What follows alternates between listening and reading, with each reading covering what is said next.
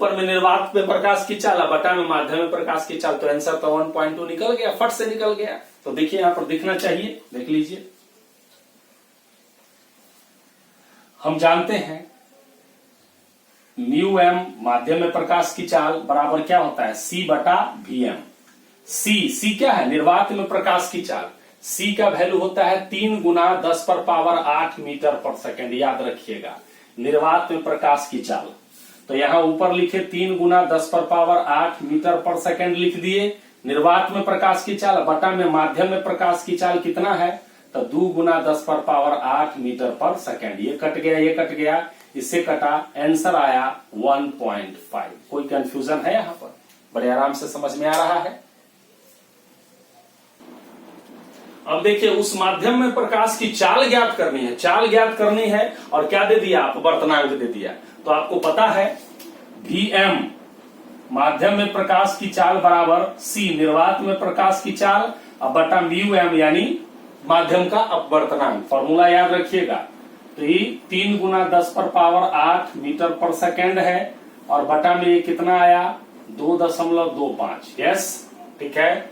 आप क्या कीजिए, इसको उड़ाइएगा तो ऊपर 100 होगा, ये क्या हो जाएगा है? या 100 के 3 को 100 से कर दीजिए तो 300, और बटा में 225 गुना 10 पर पावर 8 मीटर पर सेकेंड है। इसको काटिए, 25 से कितना बार में, 9 बार में कटेगा, और ये 25 से कितना बार में, 12 बार में कटेगा। यस, ये 3 3 9 3 4 12, तो क्या आया, 4/3 गुना 10 पर पावर 8 आया आंसर 1.33 गुना 10 पर पावर 8 मीटर पर सेकेंड। यस, ठीक है। तो आप यहां एक चीज गौर करते हैं, नीचे जितना ज्यादा होगा अपवर्तनांक उतना प्रकाश की चाल क्या होगी, कम होगी। यस, ठीक है। इसीलिए चूंकि यहां नीचे 1 होगा, तो 1 होगा तो ये उस माध्यम में प्रकाश की चाल क्या हो जाएगा, निर्वात में प्रकाश की चाल के बराबर होगा। तो नीचे जितना बढ़ेगा उतना प्रकाश की चाल घटेगा। तो सबसे ज्यादा अपवर्तनांक आपको डायमंड का होता है, इसलिए डायमंड में प्रकाश की चाल सबसे क्या होगी, कम होगी। सीधे समझिए कि जिसका अपवर्तनांक ज्यादा होगा उसमें प्रकाश की चाल कम होगी, और जिसका अपवर्तनांक कम होगा उसमें प्रकाश की चाल क्या होगी, ज्यादा होगी। ठीक है। एक और फॉर्मूला है जो आगे देख लीजिएगा आप लोग। कभी कभी क्या होता है ना कि पानी में या कोई चीज में आप देखते हैं तो एक्चुअल गहराई उसका दिखाई नहीं देता है, होता कहीं और है और आपको दिखता कहीं और है। यस, ठीक है। इसलिए मछली पकड़ने वगैरह में उनको क्या होती है, परेशानी होती है। आप किसी ऑफिस में जाएंगे तो आप देखते होंगे टेबल रखा होता है, टेबल के ऊपर कांच यानी ग्लास का एक स्लैब रखा होता है, और उसके नीचे अपना वगैरह कार्ड वगैरह वो लोग क्या रखते हैं, डाल के रखते हैं। यस, तो होता क्या है एक्चुअली कि उसका मान लिया जाए 5 इंच मोटा है, कौन, कांच, ग्लास 5 इंच मोटा है, ठीक।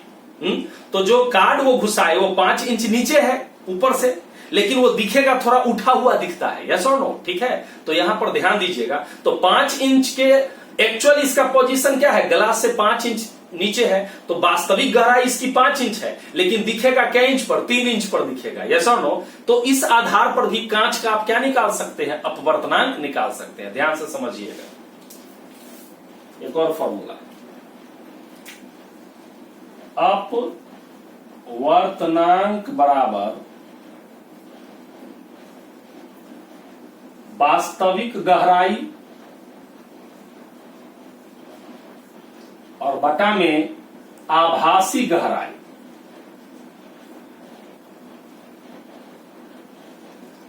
ऊपर में लिखेंगे एक्चुअल में कितना गहरा है, और नीचे जितना पर वो दिखाई दे रहा है। यस, ठीक है।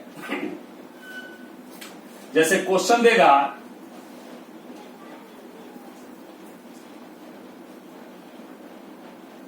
एक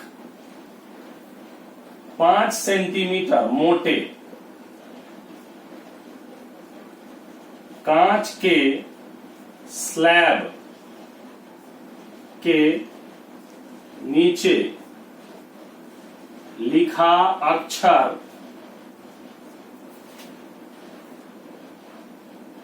3 सेंटीमीटर ऊपर दिखता है। तो कांच का क्या ज्ञात करें? अपवर्तनांक ज्ञात करें। राइट। अब देखिए सॉल्यूशन बड़े आराम से निकल जाएगा। आपको निकालना है कांच का अपवर्तनांक। तो ऊपर क्या होगा? वास्तविक गहराई। तो वास्तव में कितना गहरा है? जितना एक्चुअली जो शीशा के नीचे रखा हुआ है ना, तो वास्तव में कितना गहरा पर है? शीशा के नीचे है, बीच में तो फोड़ के नहीं घुसाया हुआ है, तो वास्तव में वो 5 सेंटीमीटर गहरा है।